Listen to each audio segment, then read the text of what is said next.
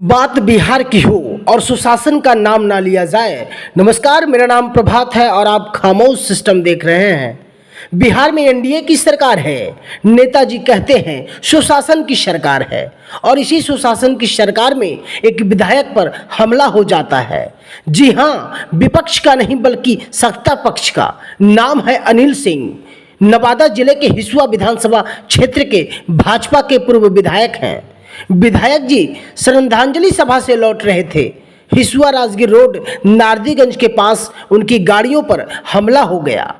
अब जरा सोचिए, जिनकी सरकार है उनके ही नेता सुरक्षित नहीं है तो फिर आम जनता का क्या होगा।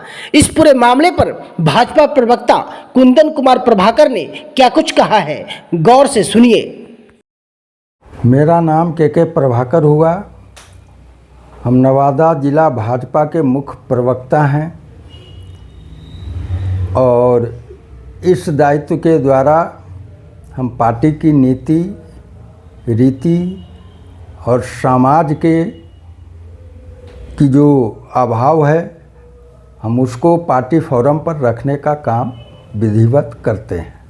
प्रवक्ता महोदय, आपसे कुछ सवाल हैं। जी, सबसे पहला सवाल यह है कि नवादा की पुलिसिंग सिस्टम को आप कैसे देखते हैं?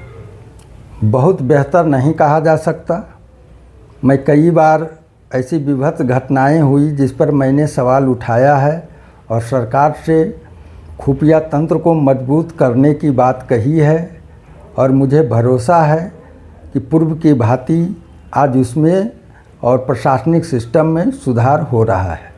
सुधार, एक तरफ आप सुधार की बात करते हैं और दूसरी तरफ सोशल मीडिया पर एक खबर निकल के आ रही है, हिसुआ विधानसभा क्षेत्र के पूर्व विधायक अनिल सिंह, उन पे जो है हमला हुआ है। इसको कैसे देखते हैं? क्योंकि बात करें तो बिहार में एनडीए की सरकार है, क्या ये सरकार की नाकामी नहीं है? जी नहीं, सरकार की नाकामी इसलिए नहीं है कि इतना बड़ा क्षेत्र होता है, एक ज़िला, 5 विधानसभा है हमारे ज़िला में और उस ज़िला में जनसंख्या के आधार पर कई बुरे लोग भी होते हैं, कई अच्छे लोग भी होते हैं। तो शरारती कुछ लोग थे जो छिनतौरी का कार्य, कई 2-3 घटनाएं घट चुकी है। ये नारदीगंज 4 लेन और नवादा से नारदीगंज रोड जो जाती है 4 लेन में जो मिलती है, उस चौराहे की घटना है। मुझे जैसा ज्ञात हुआ है कि यह घटना अनायास है। जो कहीं से हमारे पूर्व विधायक अनिल सिंह जी आ रहे थे, एक श्राद्ध कर्म में भाग लेकर आ रहे थे। वहाँ पर शरारती तत्व एक मिशन के तहत जिस प्रकार लोगों को रास्ते में रोककर और छिनतौरी का कार्य करते हैं, उसी उद्देश्य से उन्होंने अपने बाइक को टर्न करके और चौराहे पर उनके गाड़ी के सामने आगे लाकर उन्हें अब रोकने का काम करते हैं।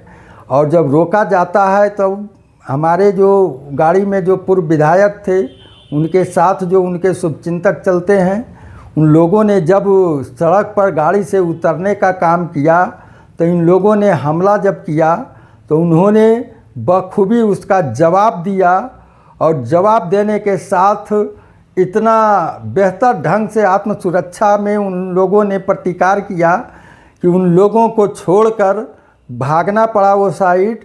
और इसी क्रम में उनका एक मोबाइल वहीं छूट गया, जो जैसा कि मुझे आप लोगों से ही पता चला कि वह मोबाइल आज प्रशासन के हाथ में है और उसका तहकीकात चल रहा है और उसमें जो वास्तविक होंगे शरारती तत्व, उनके साथ सख्त कार्रवाई की जाएगी।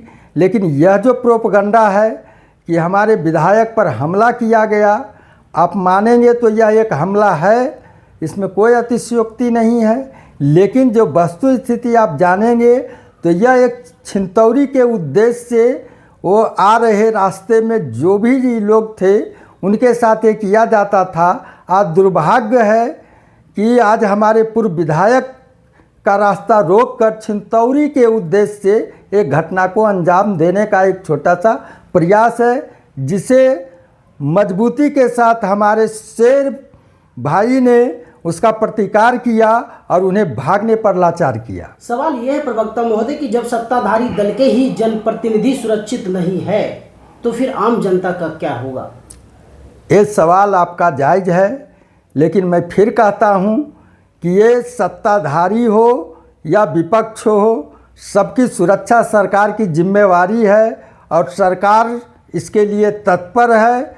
और सौभाग्य है कि किसी तरह की क्षति नहीं हुई और एक भारत माँ के संतान के रूप में उन्होंने अपनी सुरक्षा खुद करने के लिए तैयार हुए और उसमें आंशिक ही सही लेकिन हमारे पूर्व विधायक सफल भी हुए। भाजपा प्रवक्ता के रूप में आप क्या संदेश देना चाहेंगे? मैं संदेश यही देना चाहता हूं, खास करके सरकार को और प्रशासन को, कि आप अपने खुफिया तंत्र को मजबूत करें और आपको जो सरकार जिम्मेवारी दी है जनमानस की और प्रतिनिधि की सुरक्षा के लिए, उसमें आप तत्पर रहें। यही हमारी सरकार की नीति और रीति है। आज सुशासन जो बिहार में 20 सालों से जो जन जन और कण कण में व्याप्त है, उसकी गरिमा को बचाए रखना प्रशासन का काम है। और मुझे उम्मीद ही नहीं, पूर्ण विश्वास है कि प्रशासन इस नादानू लड़के को, भटके हुए लड़के को रास्ते पर लाएंगे और गलत रास्ता छोड़ने के लिए अगर ज़रूरत पड़ा तो उन्हें कानून के तरफ से उन्हें सज़ा भी दिलाई जाएगी और अमन चैन फिर से कायम होगा।